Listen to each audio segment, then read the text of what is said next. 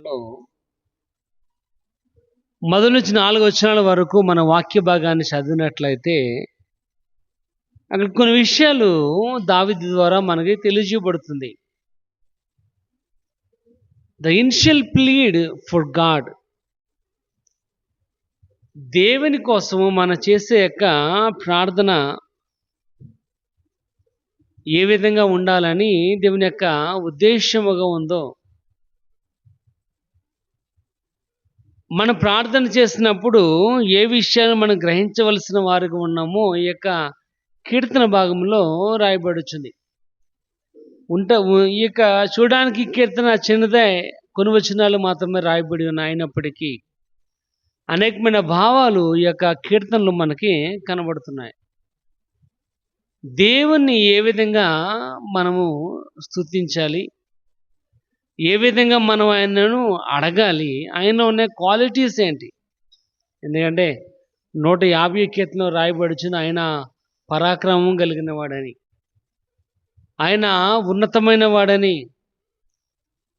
ఆయన రాజులకు రాజు ప్రభులకు ప్రభుగా ఉన్నవాడని, ఆయన మాత్రమే స్తుతికి యోగ్యుడత కలిగిన వాడని అనేకమైన భావాలు మనం చూస్తూ ఉంటాం. 146 కాడ నుంచి 150 కీర్తన వరకు ఇక్కడ రాయబడుచుంది.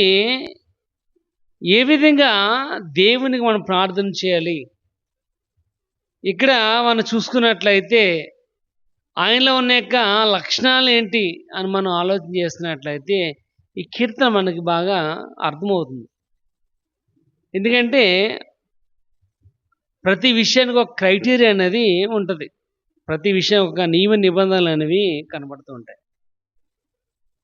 ఒక బ్యాంక్లో ఒక లోన్ మనం అప్లై చేయాలంటే, మన బ్యాంక్ దగ్గరికి వెళ్ళి ఏమన్నా నాకు లోన్ కావాలి, 1 లక్ష రూపాయలు లోన్ ఇవ్వండి అంటే ఇవ్వడం. ఎందుకంటే దానికి సంబంధించినట్లుగా ఆ బ్యాంక్లో మనకు మొదట ప్రైమరీగా అకౌంట్ అన్నది ఉండాలి. ఆ అకౌంట్ మనకు కావాలంటే ఆధార్ కార్డు సబ్మిట్ చేయాలి, పాన్ కార్డు సబ్మిట్ చేయాలి. అదేవిధంగా అవన్నీ ఉంటే మనకు లోన్ వస్తాయంటే రాదు. దానికి సంబంధించిన డాక్యుమెంట్స్ కూడా మనం సబ్మిట్ చేయాలి.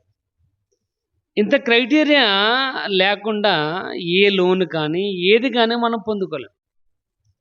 అలాగే దేవుని యొక్క వాక్య భాగం కూడా మనం ఆలోచన చేసినట్లయితే ఆయనలో ఉన్న గుణలక్షణాలను కూడా మనం తెలుసుకొని ఏ విధంగా మనం దేవుణ్ణి అడిగినట్లయితే మన ప్రార్థన ఆలకిస్తాడో కూడా నేర్చుకోవాలి.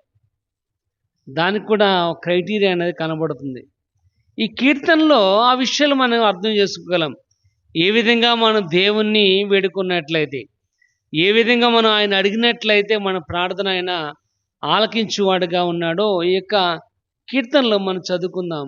ముందుగా చదువుకుని చూడండి, 61వ కీర్తన మొదటి వచనం చదువుకుందాం.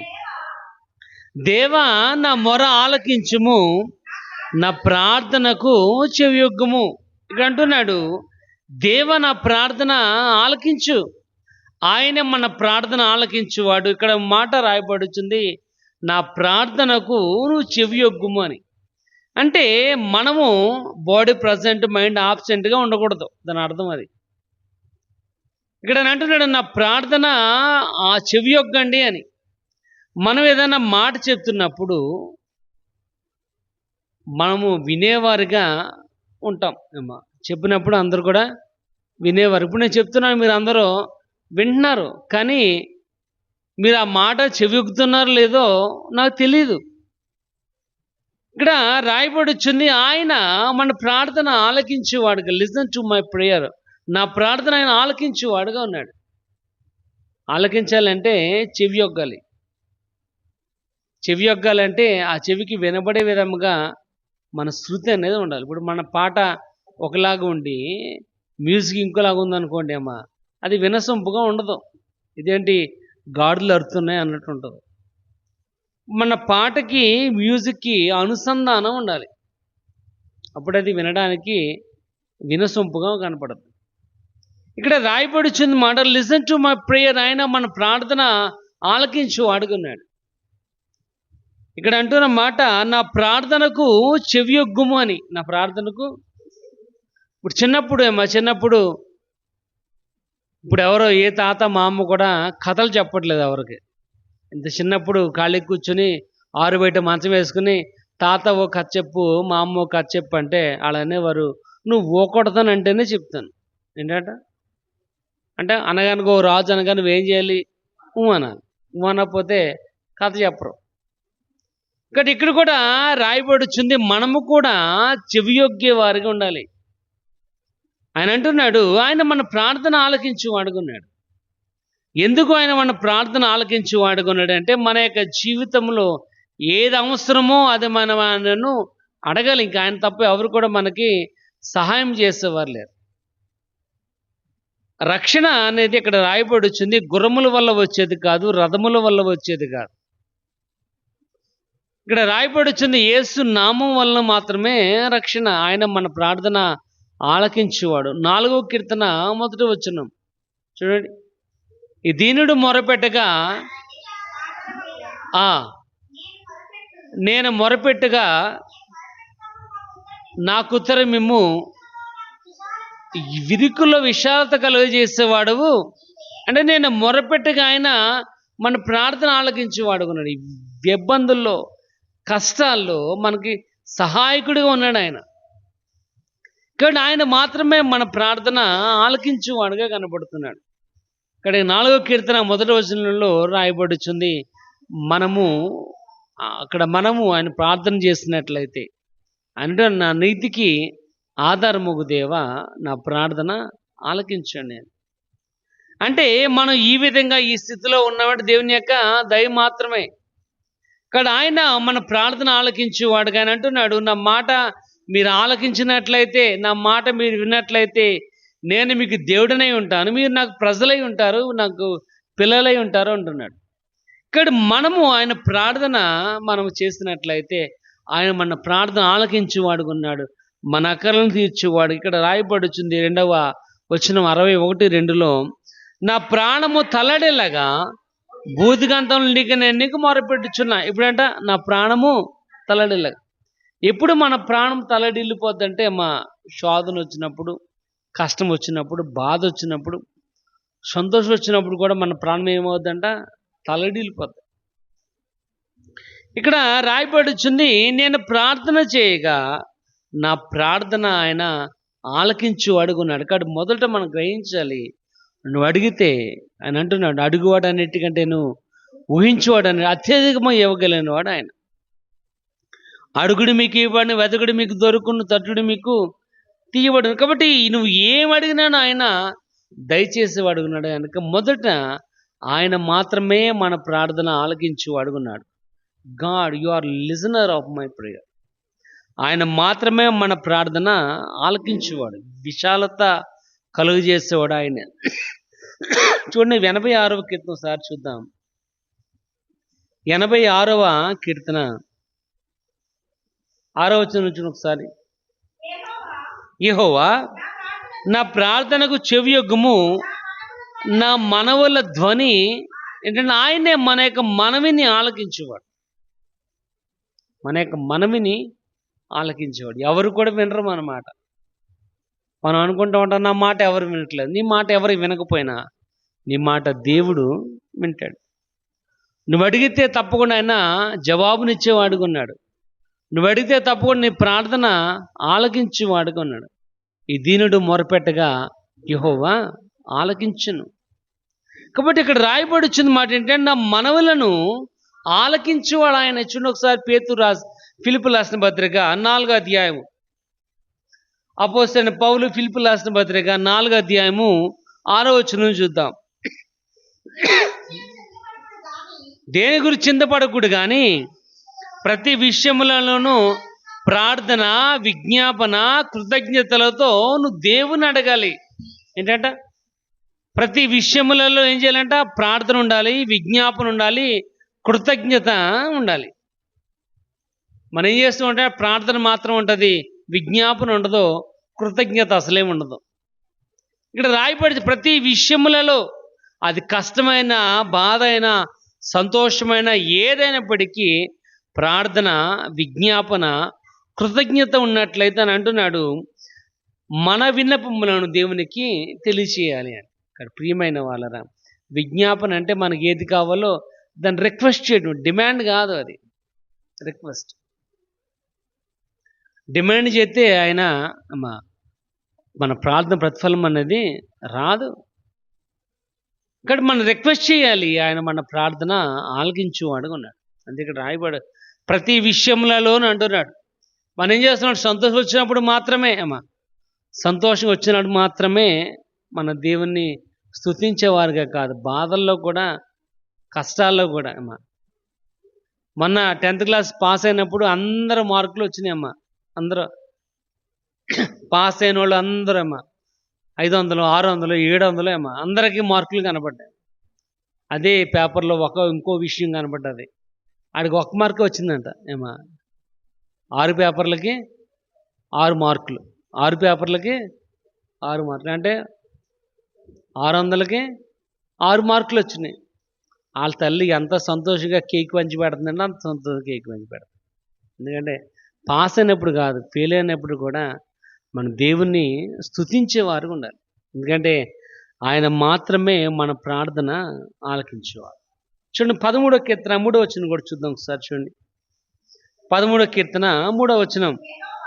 యెహోవా నా దేవా నా మీద దృష్టి ఉంచి, ఏంటంట, నీ మీద దృష్టి ఉంచి నీకు జవాబునిచ్చేవాడు నీ దేవుడని యెహోవా.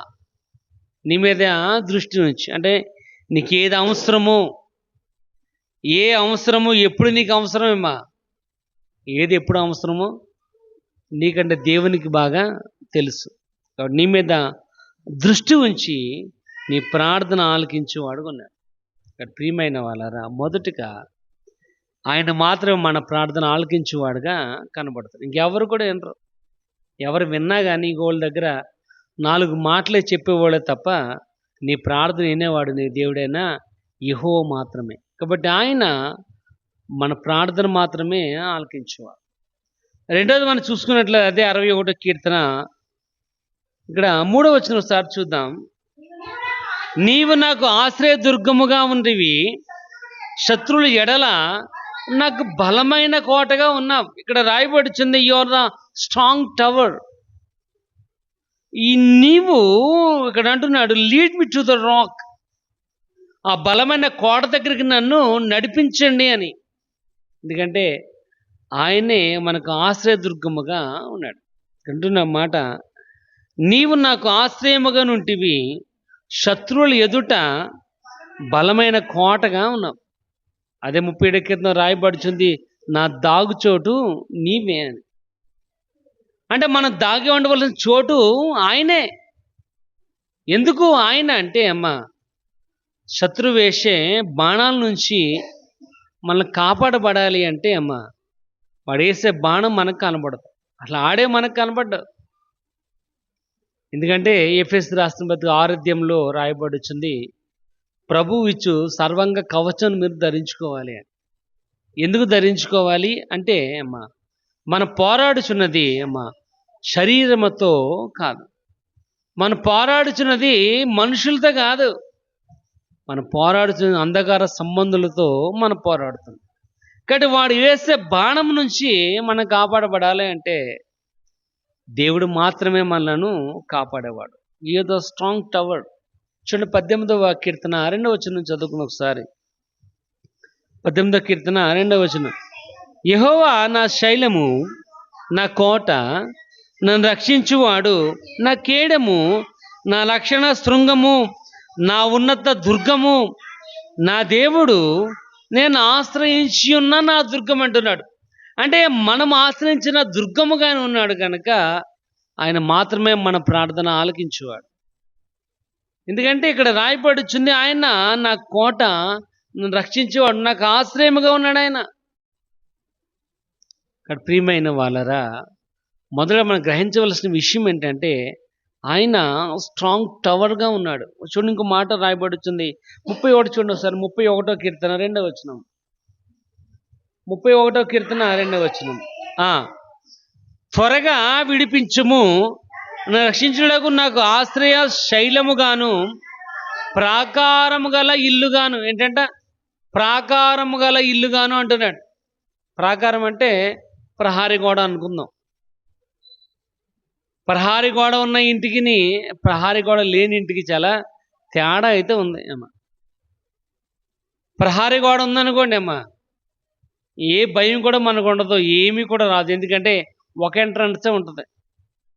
అదే ప్రహారీ గోడ లేదనుకోండి అమ్మ, మొత్తం అంత ఇల్లంతా కూడా దానికి ఎంట్రన్స్. ఏ పక్క నుంచి ఏమొస్తుందో కూడా తెలియదు, ఏ పక్క నుంచి ఏ శత్రువు వస్తుందో తెలియదు, ఏ కుక్క వస్తుందో, ఏ పాము వస్తుందో, వెలక వస్తుందో తెలియదు.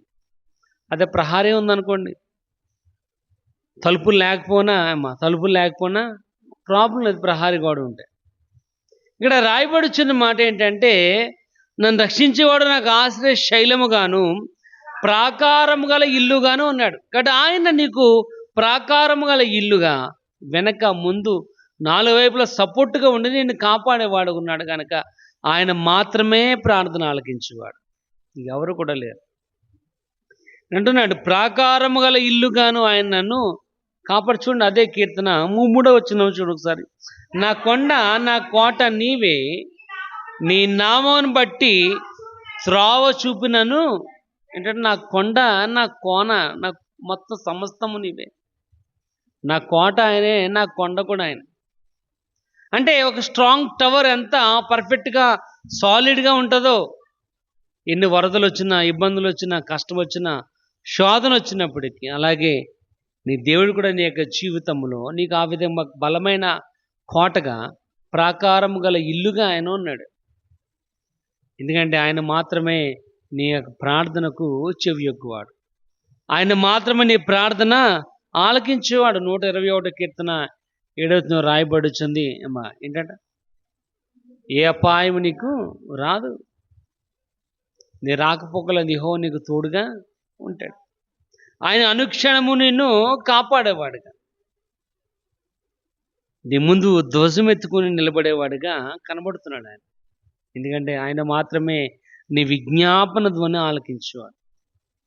ఇక్కడ ప్రియమైన నీ యొక్క జీవితంలో ఏది అవసరం వచ్చినా నువ్వు మనుషులను ఆశ్రయించడం కాదు, కానీ దేవుణ్ణి ఆశ్రయించారు.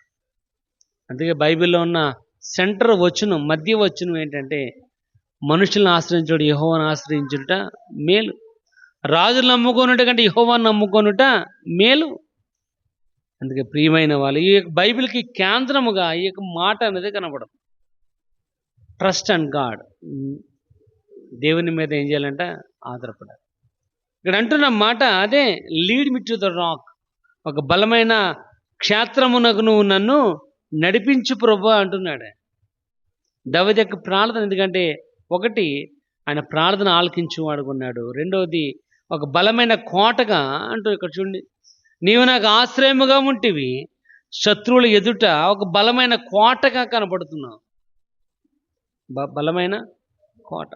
ఇంకా ఆ గోడ దాటి రావడానికి ఎవరు కూడా అంత దమ్ము అనేది లేదు. అందుకే మనం బోర్డు పెడుతూ ఉంటాం, ఈ గృహానికి అధిపతి ఎవరంటే దేవుడు అని. ఎందుకంటే ఆ యొక్క ఇంటికి ఆయనే ప్రధానమైన వాడుగా, కేంద్రమైన వాడుగా ఉన్నాడు కనుక ఆయన మాత్రమే మన విజ్ఞాపన ఆలకించువాడుగా ఉన్నాడు. ఒకసారి చూడండి, 18వ సామెతల గ్రంథం ఒకసారి చూద్దాం. 18వ అధ్యాయము, సామెతలు 18వ అధ్యాయం 10వ వచనం. యెహోవా నామము బలమైన దుర్గము, నీతిమంతుడు అందులోనికి సురక్షితముగా. ఏంటంట, ఎవరైతే అందులోనికి ప్రవేశిస్తారో, ఎవరి దగ్గరికి, ఆ బలమైన కోట దగ్గరికి, ఖేడము దగ్గరికి, కొండ దగ్గరికి, ప్రాకారం గల ఇంటి దగ్గర ఎవరైతే ప్రవేశిస్తారో వాడు సురక్షితముగా ఉంటాడని. సురక్షితముగా అంటే ఏంటి? సురక్షితంగా అంటే ఏ యొక్క అపాయము, ఏ యొక్క ప్రాణ భయము లేకుండా, అంటే దేవుని మీద సమస్తము ఆధారపడిన వాడు మాత్రమే ఆ విధంగా ఉండగలడు. దేవుని మీద ఆధారపడకుండా నువ్వు ఉండగలవంటే అది ఉండడం అనేది కష్టం. ఇక్కడ రాయబడుచుంది సురక్షితముగా ఉంటాడు అని. ఒకసారి చూడండి, 33వ అధ్యాయం ద్వితోపదేశకాండం 27వ వచనం ఒకసారి చూడండి. 33:27 ద్వితోపదేశకాండం. శాశ్వతమైన దేవుడు నీకు నివాస స్థలము, నిత్యముగా ఉండు బాహువులు నీ క్రింద నుండును. ఆయన నీ ఎదుట నుండి ఏంటంట ఇక్కడ అంటున్నాడు, శాశ్వతమైన దేవుడు మాత్రమే నీకు నివాసస్థలం. ఎవరంట? దేవుడే నీకు నివాసస్థలం. ఆయన శాశ్వతము అంటే ఎవర్లాస్టింగ్ గాడ్. ఈరోజు ఉండి రేపొద్దున్న కనపడకుండా ఉండేవాడైతే కాదు. కానీ మనిషి మాత్రం ఇంతలో కనపడి అంతలోనే మాయమైపోవడం మనిషి. కానీ ఆయన మాత్రం అటువంటి వాడు కాదు. శాశ్వతమైన దేవుడు, ఎవర్లాస్టింగ్ గాడ్. ఎవరైతే ఆయన యందు విశ్వాసం ఉంచుతారో, విశ్వాసం ఉంచిన వారు కూడా అదే జీవితాన్ని కూడా ఆయన ఇవ్వగలిగిన వాడు. ఇక్కడ రాయబడుచుంది, శాశ్వతమైన దేవుడు నీకు నివాస స్థలముగా ఉన్నాడు. ఇక్కడ ఒకటి, ఆయన ప్రార్థన విజ్ఞాపనను ఆలకించువాడుగా ఉన్నాడు.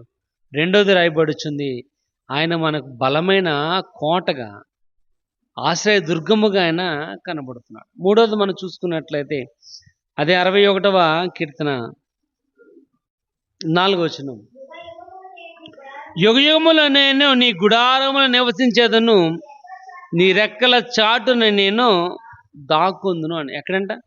నీ రెక్కల చాటున. ఆయన అంటున్నాడు మత్తయి సువార్తలో, కోడి తన పిల్లలను కాచునట్లుగా, కోడి తన పిల్లలను తన రెక్కల నీడలో కాచునట్లుగా ఆయన నిన్ను కాచును అని. మనం ఏం చేయాలి అమ్మా? ఆ రెక్కల నీడలో మనకు ఆశ్రయముగా ఉండాలి అంటే తల్లి మాట, ఆ కోడి పిల్ల వినాలి అమ్మా. తల్లి మాట ఏం చేయాలి? తల్లి మాట చిన్నపిల్ల ఏం చేయాలి? వినాలి. వినకపోతే ప్రమాదం దానికే, తల్లికి మాత్రం కాదు. ఇక్కడ వాక్యభాగం రాయబడుచు, lead me to dwell in your presence. ఆయన యొక్క నీడలో మనకి ఆశ్రయముగా ఉండాలి. ఆయనలో ఉంటేనే మాత్రమే ప్రయోజనం, లేకపోతే నష్టం అనేక జీవితం. ఇక్కడ వాక్యభాగం రాయి, యుగయుగములో నేను నీ గుడారములో నీ రెక్కల చాటున నేను దాక్కుందును అని. ఏంటంట? నీ రెక్కల చాటున. ఇక్కడ ప్రియమైన వాళ్ళు ఇక్కడ రాయబడుచుంది, ఆయనే మన యొక్క రిఫ్యూజ్, ఆశ్రయముగా ఉన్నాడు. తన బాహుల చేత మనం చదువుకున్నాం కదా, ద్వితీయోపదేశకాండం 33:27లో, శాశ్వతమైన దేవుడు మనకు నివాసస్థలముగా ఉండి ఆయన బాహుల చేత మనకు ఆశ్రయముగా ఉన్నాడు. తన చేతులు చాపి నీ మీద ఆయన కాపుదల కాసేవాడు. అందుకే 121 కీర్తన అంటున్నాడు, నీ రాకపోకల యెహోవా నీకు తోడుగా ఉన్నాడు. ఏ సమయంలో నువ్వు ఎక్కడ ఉన్నా, ఏ సమయంలో నువ్వు ఏ ప్రయాణంలో ఉన్నా, ఏ పని చేస్తున్నా ఆయన మాత్రం నీకు సహాయకుడిగా ఉన్నాడు. కాబట్టి ప్రియమ ఇక్కడ వాక్యం చూడండి, ఒకసారి చూడండి 23వ కీర్తనలో 6వ వచనం ఒకసారి చూడండి. 23వ కీర్తన 6వ వచనం చదవండి. నేను బ్రతుకు తినవలని కృపాక్షేమములే నీ వెంట నా వెంట వచ్చును, చిరకాలము నేను యెహోవా మందిరములో, ఎక్కడంట? చిరకాలము యెహోవా మందిరములో నివాసం. ఇక్కడ మన యొక్క జీవితానికి ఉన్న అల్టిమేట్ గోల్ ఏంటంటే చిరకాలం, అంటే లాస్ట్ సెకండ్ వరకు మనకున్న యొక్క నియమం ఏంటంటే దేవుని యొక్క మందిరములో మాత్రమే నివాసం. దేవుని మందిరము కాదు నువ్వు ఎక్కడ నిలుచున్న ప్రయోజనం అనేది లేదు. ఇప్పుడు వర్షం వస్తుంది అనుకోండి అమ్మ, వర్షం వస్తుంది అనుకోండి, ఏం చేస్తాం మనం? గవగవ చట్నీ అడిగి ఎక్కడికో పరిగెడతాం. అదే వర్షం తీరిపోయాక ఇంకా దాన్ని ఆ నీడ మనకు అవసరం లేదు అమ్మ, ఏం చేస్తాం? ఇంకా దాంతో మనకు పని లేదు కాబట్టి వచ్చేస్తాం. మళ్ళీ బెండ వస్తేనే మళ్ళీ చట్నీ అడగాలి, వర్షం వస్తేనే చట్నీ అడగాలి.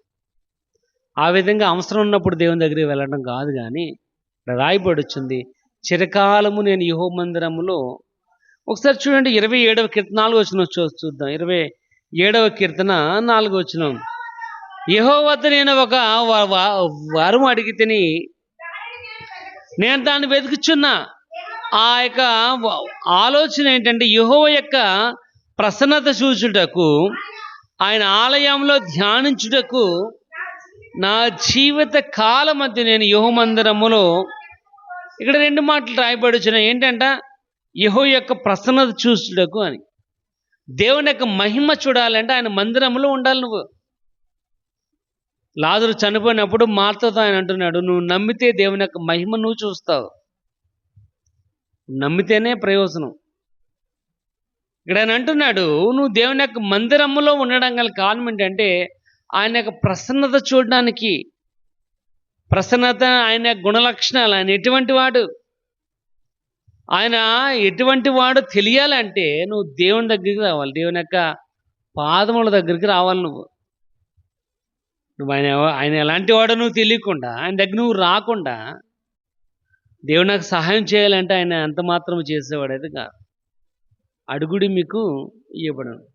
నువ్వు అడగకుండా ఏమా దేవుని దగ్గర నుంచి ఏమి కూడా నువ్వు పొందుకోలేవు. ఇక్కడ అంటున్నాడు, నేను ఒక మాట అడిగా, అదేంటంటే ఆయన ప్రసన్నత చూడాలి. ఆయన ప్రసన్నత రెండవది ఆయన వాక్యమును ధ్యానం చేయడం. ఆయన వాక్యాన్ని చదవడం మాత్రమే కాదు, ఏం చేయాలి, ధ్యానం చేయాలి. అంటే ధ్యానం అంటే ఆ భావంలో, ఆ యొక్క వచనములో లోతైన అనుభవం ఉంది. ఏమిటి అక్కడ ఆయన మా సందర్భం ఏంటి, ఆ వెనకేంటి, ముందేంటి, ఆ యొక్క వాక్యం అసలు ఏంటి. మనం కూడా మాట్లాడుతూ ఉంటాం. ఒక మాట మనం అన్నామంటే అసలు ఎందుకు అన్నాడా, సందర్భం ఏంటో మనం గ్రహించు, కానీ అసలు ఆ మాట వల్ల వస్తున్న ప్రయాణం ఏంటి అంటాం మనం. ఇక్కడ వాక్య భాగం రాయబడి వచ్చింది, ఆ మాట ముందేంటి వెనకేంటి, అసలు ఆయన ఏం చెప్తున్నాడు నీకు. ఆ వాక్యం వల్ల నీ కోసం ఏమి రాయబడి ఉంది తెలుసుకోవాలంటే ధ్యానం చేయాలి. అందుకే చూడండి, 1వ కీర్తనలో కూడా రాయబడి వచ్చింది మాట, 3వ వచనంలో, దేవరాత్రములు దాన్ని ధ్యానించువాడు, దాన్ని చదివేవాడు కాదు, ధ్యానం చేయాలి. చదివితే పేజీలు తిరిగి పడిపోతాయి. ధ్యానం చేస్తాను అక్కడే ఆగిపోతాం, మనం ముందుకు వెళ్ళాం. చదవామనుకోండి వెళ్ళిపోతాయి, పేజీల మీద పేజీలు వెళ్ళిపోతాయి, 3 సార్లు 4 సార్లు. ధ్యానం చేస్తే ఆ ఫస్ట్ పేజీలోనే ఉండిపోతాను. ఎందుకంటే అంత లోతైన అనుభవం కలిగిన దేవుని యొక్క వాక్యం. ఇక్కడ ఆయన అంటున్నాడు, ఒకటి నీ ప్రసన్నత చూడడానికి, రెండోది నీ వాక్యం ధ్యానం చేయాలని. ఇక్కడ అంటున్న మాట ఏంటంటే నా జీవిత కాలం అంతయు అంటున్నాడు. ఏంటంట నా జీవిత కాలం అంతయు అంటే ఏంటి, ఒక నిమిషం కూడా వేస్ట్ చేయకుండా బ్రతికినంత కాలం కూడా దేవుని యొక్క వాక్యాన్ని చదవాలని, దేవుని ప్రసన్నత చూడాలని ఆయన ఉద్దేశం. మనం చేస్తుంటామంటే నేను చెప్పాను కదా, ఏ కాలానికి ఆ గొడుగు. వాన వచ్చినప్పుడే గొడుగుతో మనకు అవసరం. ఈ వాన వచ్చినప్పుడే గొడుగుతో అవసరం. మళ్ళీ వానకాలం వచ్చేదాకా ఆ గొడుగు ఎక్కడుందో కూడా మనకు తెలియదు. ఎండాకాలం వాడుకోవచ్చు కదా, వాడం, వానాకాలమే. కాబట్టి అవసరం వచ్చినప్పుడు కాదు, కానీ జీవితాంతం కూడా ఆయనే మన రిఫ్యూజ్. ఇక్కడ అంటున్నాడు, టేక్ మై రిఫ్యూజ్. ఆశ్రయ దుర్గముగా ఉన్నాడు ఆయన. ఒక బలమైన కోటగా, ప్రాకారం గల ఇల్లుగా ఉన్నాడు ఆయన. ఇక్కడ ప్రియమైన, ఇక్కడ అంటున్నాడు, చిరకాలం నేను యెహోవా మందిరములో నివాసం చేస్తాను. ఎందుకంటే కోడి తన పిల్లలను కాచునట్లుగా ఆయన మనలను కాచును. తన బాహువు కిందనే మనకు ఆశ్రయము, తన బాహువు కిందనే మనకు సహాయము. ఇక్కడ ప్రియమైన వాళ్ళరా, ఆయన మన ప్రార్థన ఆలకించువాడు ఉన్నాడు, మన ప్రార్థనకు చెవియొగ్గువాడుగా ఉన్నాడు. రెండోది ఈజ్ అవర్ రిఫ్యూజ్. ఆయన మనకు ఆశ్రయంగా ఉన్నాడు, మన బలమైన కోటగా, ప్రాకారం గల ఇల్లుగా ఉన్నాడు. కాబట్టి ప్రార్థన చేద్దాం, దేవుణ్ణి అడుగుదాం. మనకి ఏది అవసరం ఆయన అడిగినట్లయితే ఆయన తప్పకుండా మన ప్రార్థన విజ్ఞాపన ఆలకించేవాడు. ఏ విధంగా అంటే అడుగువాటన్నిటికంటేను ఊహించుకోవడానికి అత్యధికముగా దేవుడు మనకి సహాయం చేసేవాడు. ఏదో అడిగింది ఇవ్వటం మాత్రమే కాదేమో, అడిగిన దానికంటే ఎక్కువగా ఇచ్చేవాడు. మన మనసులోకి ఆలోచన రాకముందే తండ్రి దగ్గర ఆ యొక్క ఆలోచన కనబడుతుంది. దాని ప్రకారమే, అందుకే తగిన సమయంలో నేను హెచ్చించేవాడుగా కనబడుతుంది. అడగగానే ఇచ్చేస్తే నీకు ఉపయోగం, అడగగానే ఇచ్చేస్తే దాని వాల్యూ ఉండదు నీకు. అడగగానే ఇచ్చేస్తే ఉపయోగం ఉండదు. కష్టపడితేనే దాని విలువ ఏంటన్నది తెలుస్తుంది. కాబట్టి ఇక్కడ రాయబడి వచ్చింది, దేవుని మీద ఆధారపడదాం. ఆయన మాత్రమే మన ప్రార్థనకు జవాబునిచ్చేవాడుగా, ఆయన మాత్రమే ఒక బలమైన కోటగా, ఆయన మాత్రమే ఆశ్రయదుర్గముగా ఉన్నాడన్న విషయాన్ని మనం మర్చిపోక ఆయన మీద ఆధారపడదాం. నష్టమేమి లేదు. మనిషి మీద కంటే దేవుని మీద ఆధారపడినట్టు వాడు నష్టపోయినట్లు ఎక్కడ కూడా కనపడదాం. కాబట్టి దేని మీద ఆధారపడదాం. ఆయన మన ప్రార్థన ఆలకించి మనకు సహాయం చేస్తూ వాడుకున్నాడని ఈ వాక్యం ద్వారా మనం నేర్చుకుందాం. దేవుడి కొద్ది మాటలు మనం ఇంట్లో దీవించి ఆశీర్వదించునుగాక.